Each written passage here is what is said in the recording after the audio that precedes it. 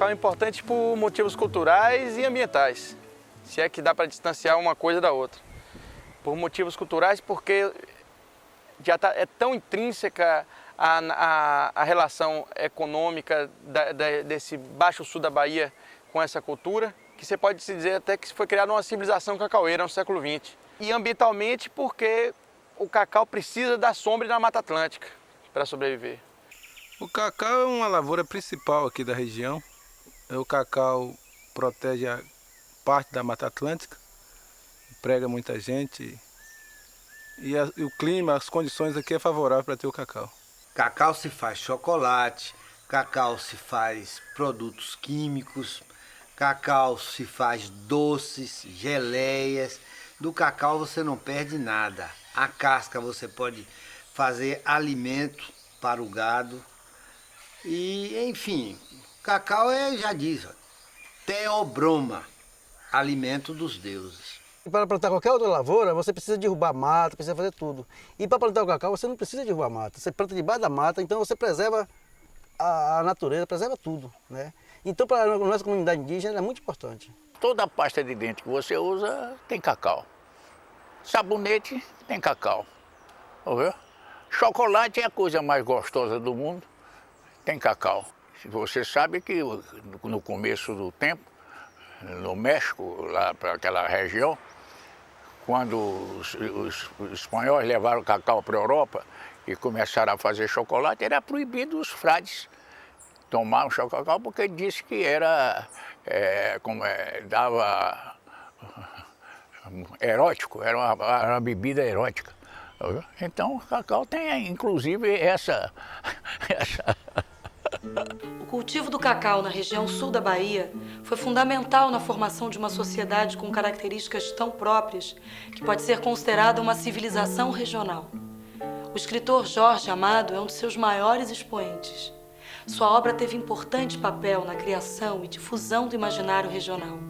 Seus livros do ciclo do cacau revelaram a leitores de todo o mundo personagens e histórias das terras do sul da Bahia.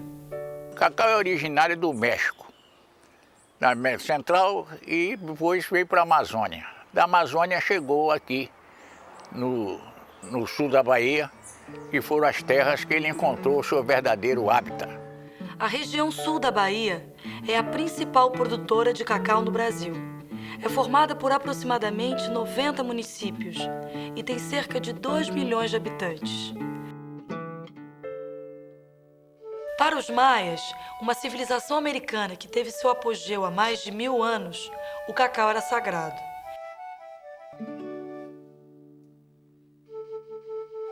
Quando os europeus começaram a desembarcar no Novo Mundo, a região sul do México e a América Central eram habitadas pelos astecas, para quem o cacau tinha origem divina.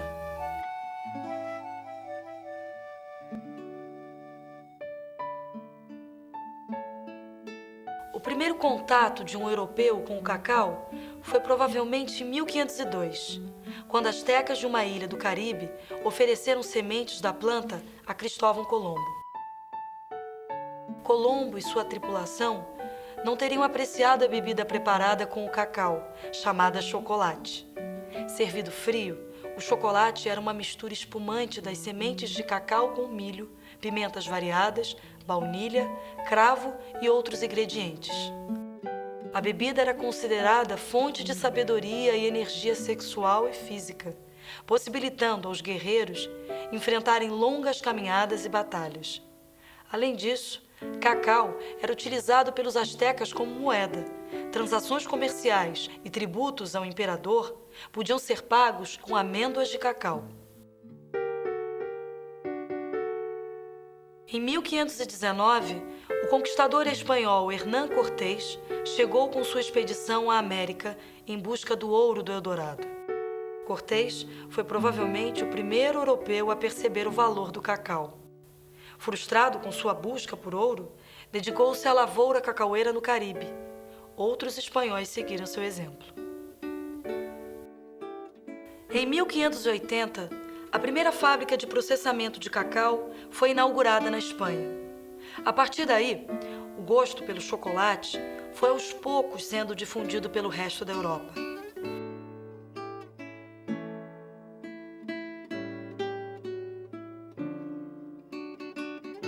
chocolaterias se espalhavam pela Europa. O chocolate era apreciado especialmente pela aristocracia. Mas o chocolate comestível, como o conhecemos hoje, só começou a tomar forma no século XIX, quando se desenvolveu uma tecnologia que separava a manteiga de cacau. As primeiras barras de chocolate ao leite começaram a ser vendidas em 1900.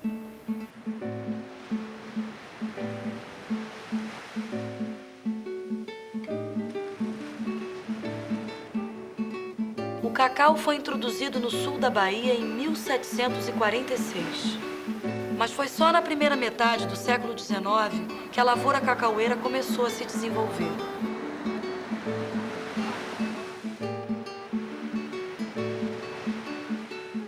O cultivo do cacau proporcionou a preservação de boa parte da Mata Atlântica original, principalmente árvores mais altas, porque o cacaueiro precisa da sombra de outra árvore para se desenvolver. Eu herdei uma fazenda de cacau quando eu tinha 6 anos de idade. Então o cacau é meu parente próximo, era a minha moeda. Eu nasci numa fazenda de cacau. Minha infância foi sempre trabalhar na roça, cuidar do cacau. Meu pai, graças à luta dele, ele lutou sempre para ter um pedaço de terra e conseguiu.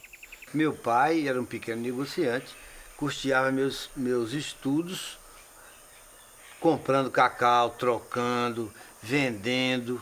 Ele tinha um armazenzinho na beira do rio, uma vendinha. Então ele fazia tudo isso em função do cacau.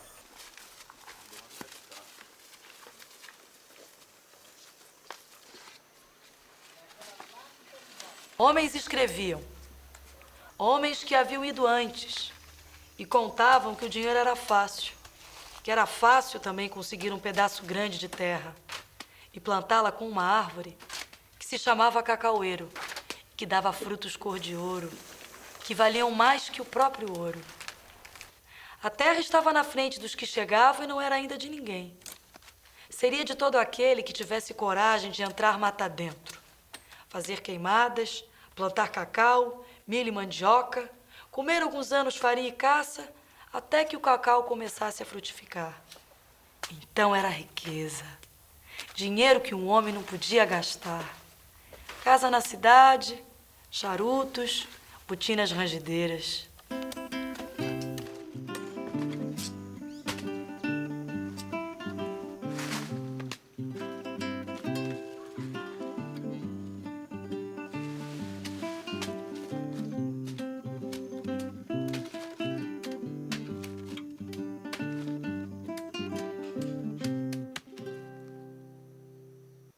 Aqui nós estamos fazendo a colha de cacau, catar de cacau.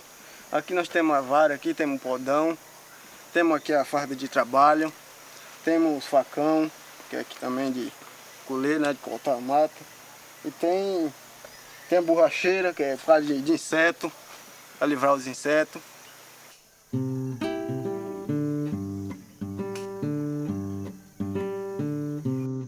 Evidentemente, nós precisamos considerar duas grandes correntes que se cruzaram aqui.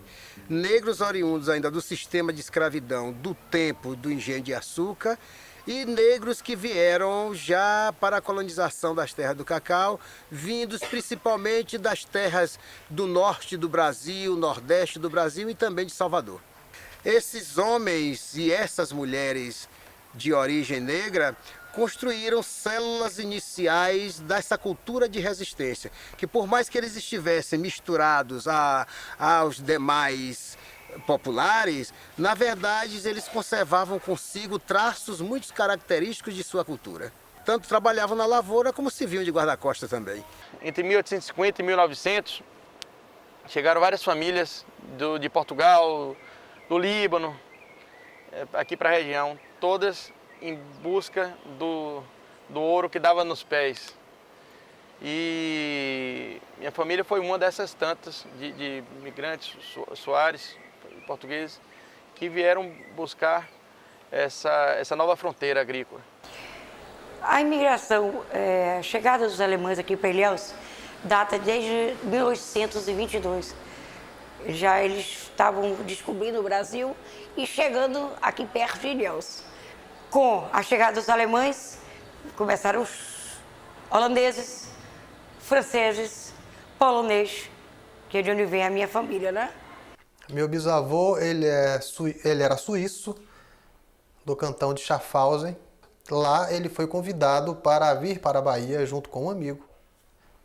Meu bisavô, ele passou a trabalhar no ramo de exportação de cacau, comércio de cacau, e fundou a Wildberger e Companhia. E a firma prosperou no final do século XIX, início do século XX. A firma prosperou muito. Foi a maior firma exportadora de cacau do Brasil. Com o crescimento da empresa, ele convidou amigos e conhecidos suíços para virem trabalhar no Brasil, na empresa dele, na Wildberger.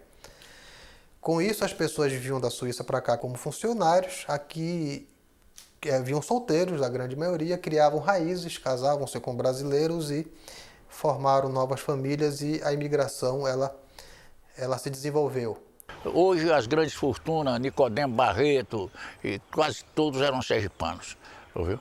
E conheci, muita gente chegou aqui como trabalhador rural e tornou-se coronel.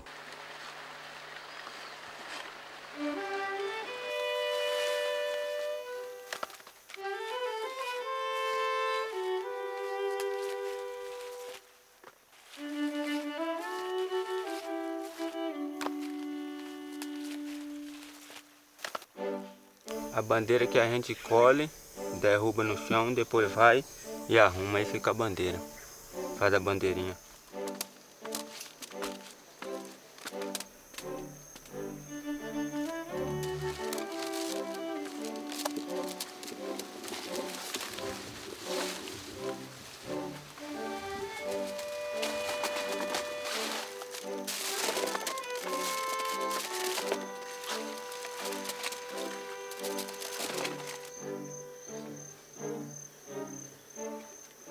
Que arruma. Arruma porque o cacau, nós vamos pegando o cacau de fora todinho e vai chegando, enquanto o pé vai colocando nela, ela vai crescendo, isso dá o nome de ruma. Que é o toco de facão, bodogo. E tem gente que chama bodogo, né, mas outros chama toco de facão, né. Isso aqui chama quebra de cacau e aqui é o que a gente quebra e joga no pano aqui, o tirador chega lá e tira. Tanto vai ser o tirador, como a mulher também chama tiradora, né, tanto faz. E aqui eu chamo quebrador de cacau também. Isso aqui chama tirar de cacau. Isso aqui ele ali quebra, a gente tira. O resto aqui é a simbira. Simbira, e a simbira vai pro mato. Só aproveita só os caroços só. Os grandes fazendeiros de cacau, detentores do poder econômico e político, eram chamados de coronéis. Até 1930, o título de coronel da Guarda Nacional podia ser comprado. A partir dessa data, continuou existindo, mas não oficialmente. Os fazendeiros mais poderosos continuavam sendo chamados de coronéis.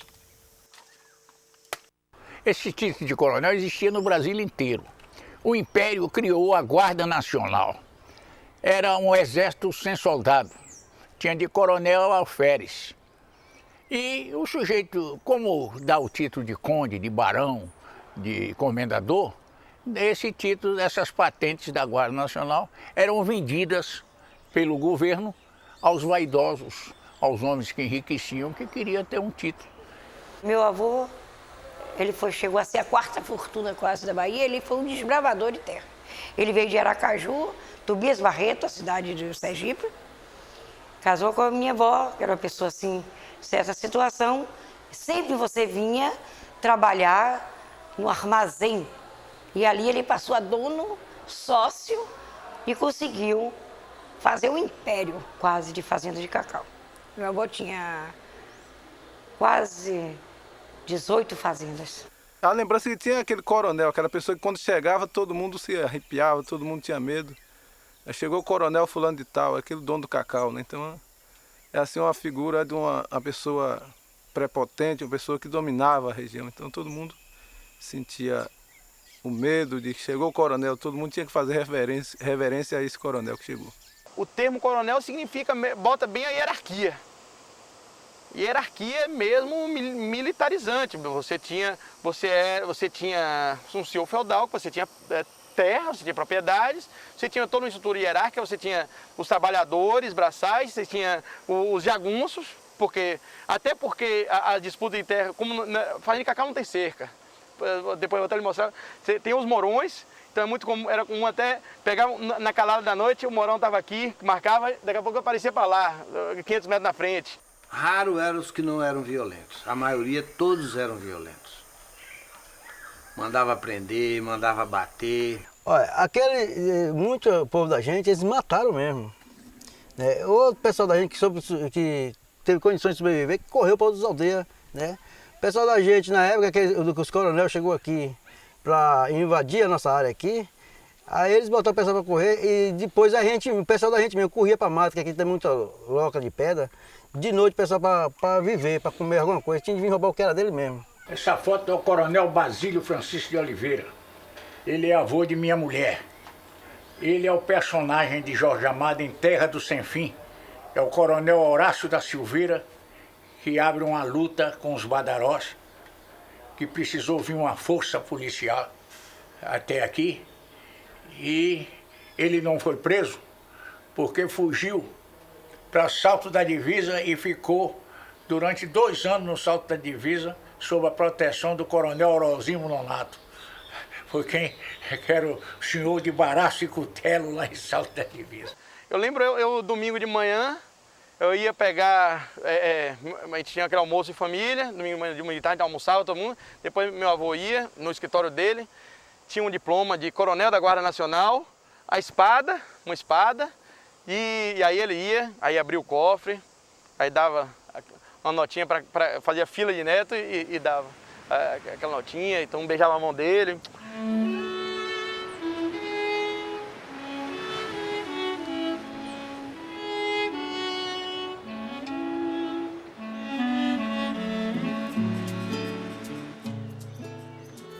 Por volta de 1890, o cacau se torna o principal produto do estado da Bahia e o segundo produto de exportação do Brasil, logo depois do café. O cacau não redesenhou apenas a paisagem física da região. A estrutura social e os códigos de comportamento de seus habitantes também estão intimamente ligados ao sistema econômico de monocultura de cacau para exportação.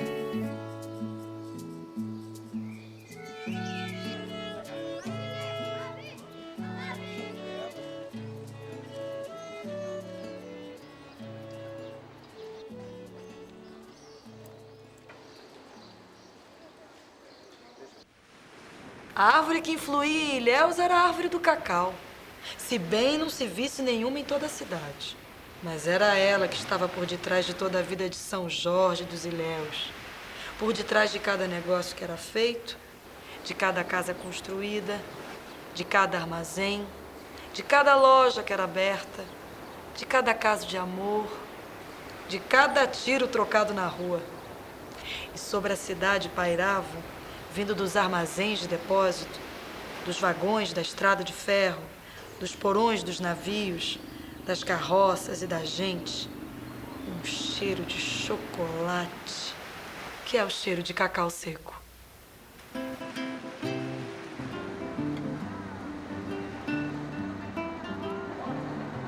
O Rio de Contas corta grande parte da região cacaueira, um trecho que pega vários municípios de alta produtividade de cacau, como Baitaba e Piauí, e é uma hidrovia natural. Como todo vale de rio, é fértil, né, por acúmulo de sedimentos. Não é à toa que aonde tinha essa cabotagem das canoas para o navio, na foz do rio, se tornou uma cidade, que é o Itacaré, a antiga São Miguel da Barra do Rio de Contas.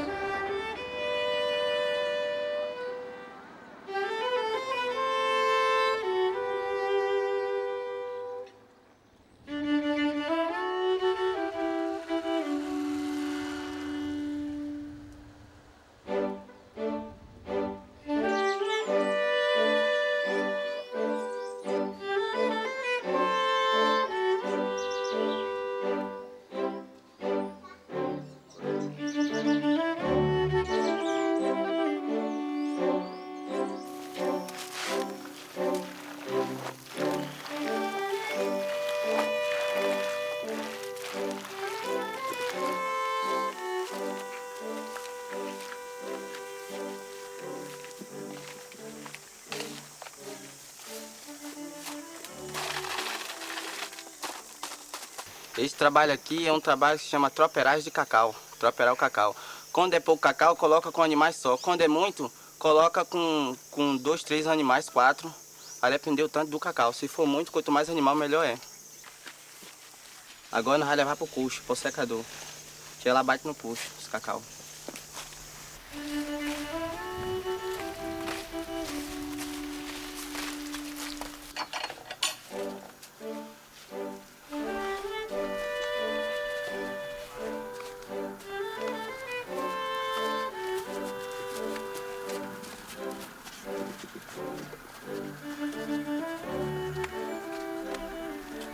Isso aqui é uma área de fermentação. Passa 3 dias aqui, depois daqui conduz a barcaça. Se for um tempo de sol, seca ele na barcaça. Se for um tempo chuvoso, põe no secador.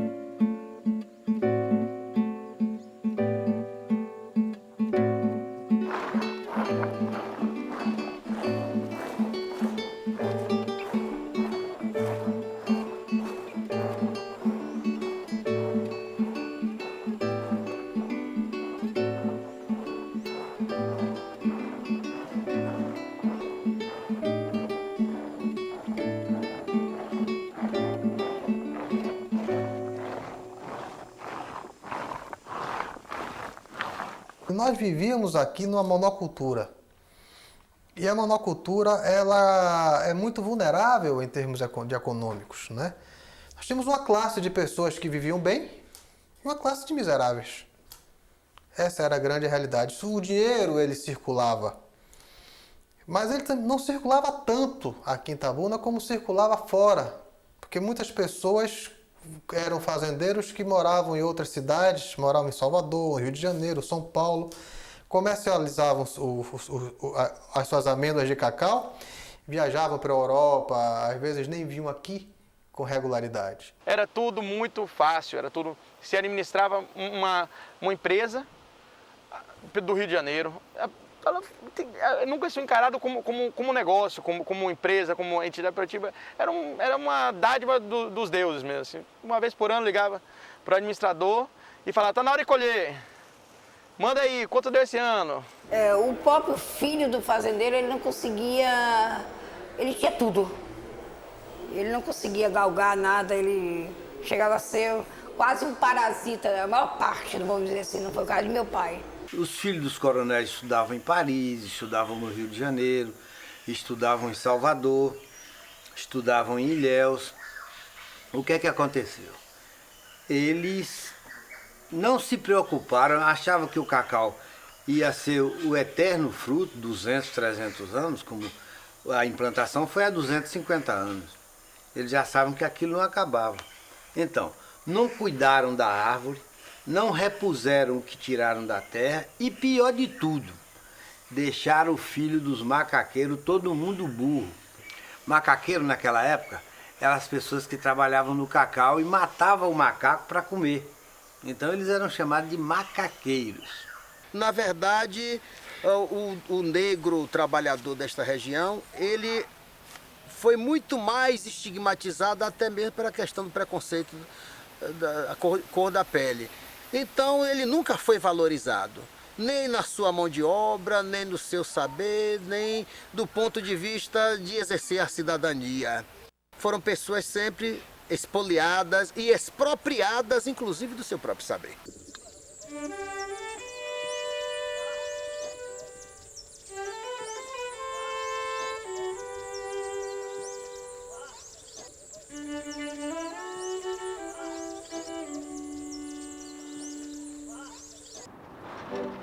As amêndoas de cacau secam ao calor do sol numa plataforma chamada barcaça.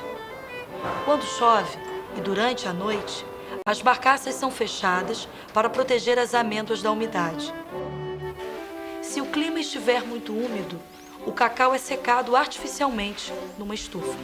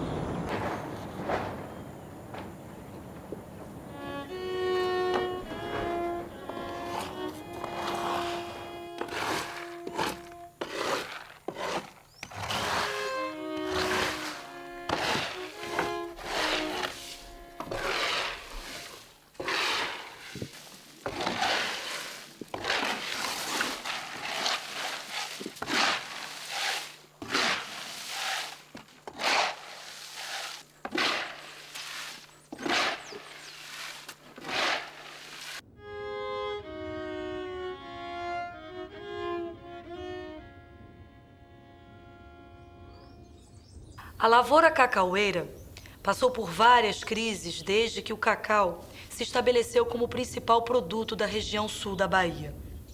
A primeira crise surgiu com a quebra da Bolsa de Nova York em 1929. Ela revelou a fragilidade da economia regional, dependente da monocultura de exportação. Em 1957, outra crise severa atingiu a produção cacaueira. Nesse ano, foi criada a Comissão Executiva do Plano da Lavoura Cacaueira, a CEPLAC. Ela dedicou-se, a princípio, a fornecer crédito para os cacauicultores e depois à realização de obras de infraestrutura regional e ao desenvolvimento de novas tecnologias para a produção de cacau. Em 1989, foi detectado o primeiro caso de vassoura de bruxa na Bahia. Foi o início da maior crise que já atingiu a região. A vassoura de bruxa é uma doença conhecida por ser letal para o cacau. Ela é produzida por um fungo chamado de Cridipelles perniciosa.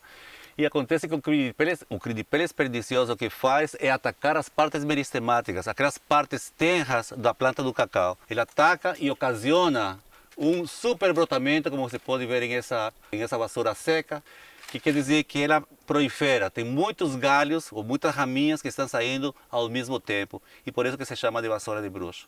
No primeiro estágio a vassoura sai na folha, né?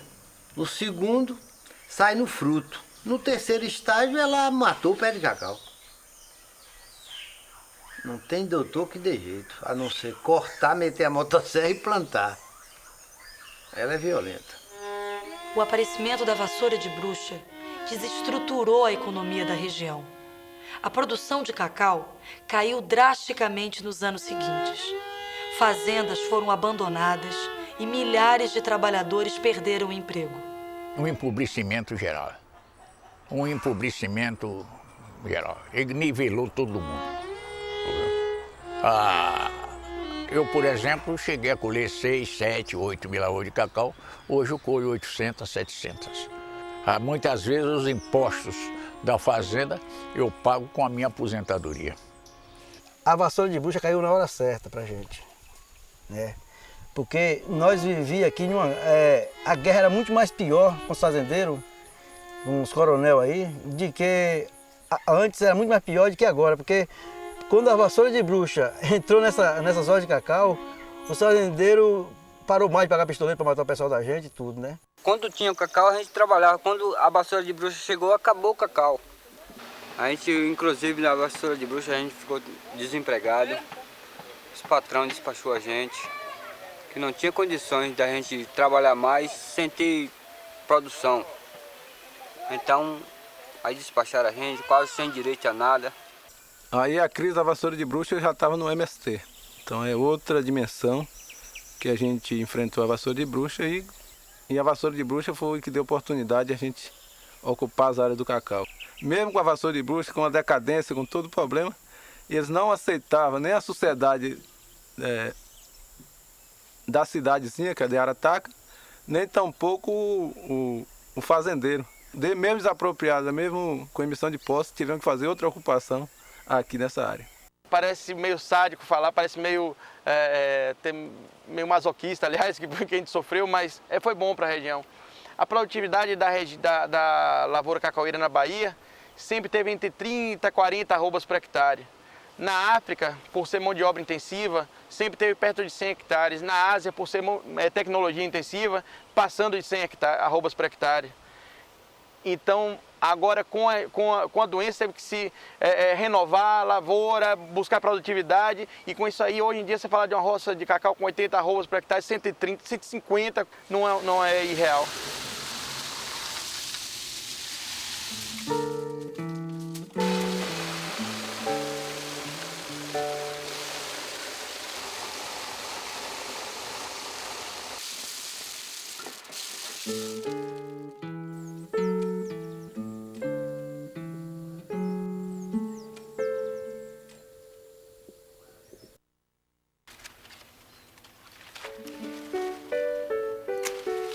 A recuperação da lavoura cacaueira é o objetivo principal da Biofábrica, um projeto do governo do estado da Bahia, CEPLAC e cooperativas de cacauicultores.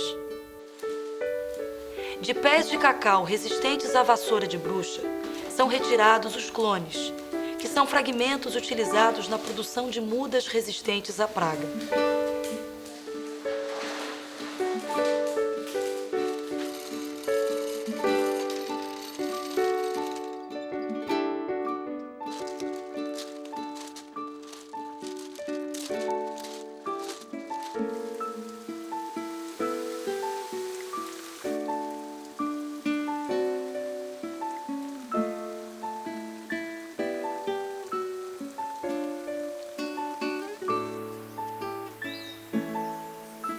As mudas passam por um processo de vegetação e são fornecidas para o adensamento das roças. Os clones também são enxertados nos cacaueiros doentes, dando origem a uma nova planta resistente ao fungo. A renovação da lavoura, porém, é lenta e dispendiosa e inclui alternativas econômicas, com a introdução de outros cultivos conjugados ao do cacau.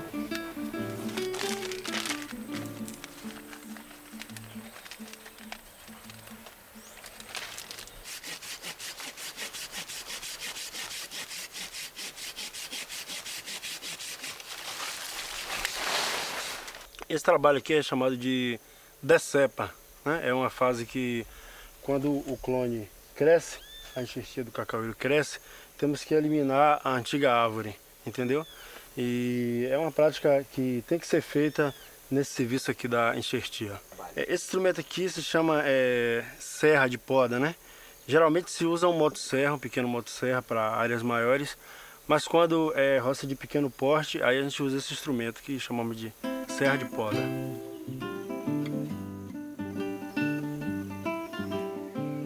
Coronéis e capatazes, jagunços e alugados viviam de olhos voltados para os céus, em busca dos sinais anunciadores, hora da chuva, hora do bom tempo, para que na força das águas os cacaueiros rebentassem em flores e no brilho do sol os brotos crescessem vigorosos e se acendessem em ouro, para que se mantivesse alta a legenda daquela região privilegiada, acerca da qual corriam tantas notícias e se contavam histórias de pasmar em todo o país. Essa clonagem está dando um cacaueiro mais forte e com maior produção e mais resistente à vassoura de bruxa. Mas está todo mundo descapitalizado para poder fazer isso. Poucos é que estão tendo recurso para fazer. Ouviu? Então, a coisa vai ser, para reconstruir isso, vai ser uma luta tão grande quanto os primeiros pioneiros daqui. Quem fizer o que eu estou fazendo, sai da crise. Eu já comecei a sair. Plantando, clonando e enxertando. O fruto é 3 vezes maior do que o outro, tem 4 a 5 vezes mais amêndoa do que o outro. Então, essa é a solução. Então, para nós agora, nós vamos começar um projeto de 10 anos, sem muita pressa, no sentido de nós implementar a lavoura do cacau, ter o gado, né? Pequenos animais, fábrica de doce, de mel, a piscicultura. Então, fazer outro desenvolvimento no sentido de se tornar essa área uma área digna para todos nós morar aqui dentro e tentar fazer aqui um lugar decente, com outra visão, tanto da região do cacau, com outra visão também de projeto de vida e de dignidade para os assentados. Olha, a gente aqui produzia comunitariamente, né? Mas como a área cresceu muito, nós estamos agora produzindo por famílias. Tem a família Camacã, a família Quiriçapuiá, que é só uma família maior que tem aqui, a família Quiriçapuiá, né? E eles estão divididos por famílias, né? Cada um zela de sua região e para ver que arruma mais alguma produção. A gente está patrocinando famílias da área rural de Itacaré a desenvolver projetos agroflorestais. A gente dá todo o apoio logístico para eles e um salário mínimo para eles se manterem até que esse projeto comece a maturar. Por exemplo, palmito. Então, palmito vai ser 3 anos, mas quem tiver com horta orgânica vai ser 6 meses, já começa a ser autossustentável. E para essas famílias receberem esse apoio, elas têm que cumprir 3 premissas. Estarem realmente engajadas no projeto agroflorestal, não é só receber o dinheiro, para gerar um sistema autossustentável, um pequeno minifúndio sustentável. Tem que averbar junto ao IBAMA a reserva legal e tem que, aí toca no que você estava falando, tem que ter os filhos na escola. O povo Nagô acredita que sem essa relação com a folha, sem essa relação com a natureza, não há vida, não há homem completo. Então tem que haver interação entre homem, água, terra, fogo, ar, bichos, plantas. Então um dos orixás, um dos arquétipos que profundamente marca essa relação é Ossan, que é o orixá das folhas. Nós vamos fazer uma louvação a Ossan.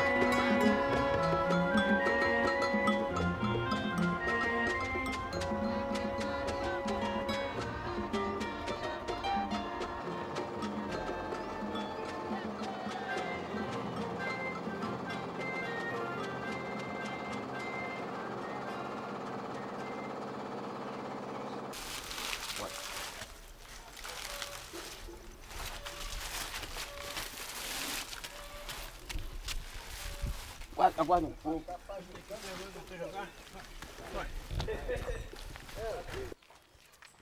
Pensa aquele cacau lá, João.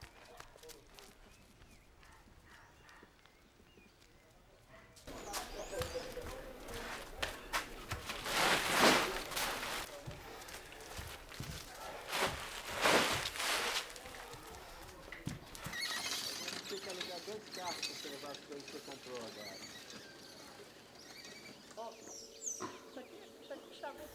Cruzavam-se hábitos, maneiras de festejar e de chorar. Misturavam-se sergipanos, sertanejos, levantinos, línguas e acentos, odores e temperos, orações, pragas e melodias. Nada persistia imutável nas encruzilhadas onde se enfrentavam e se acasalavam pobrezas e ambições, provindas de lares tão diversos. Por isso se dizia Agrapiúna para designar o novo país e o povo que o habitava e construía.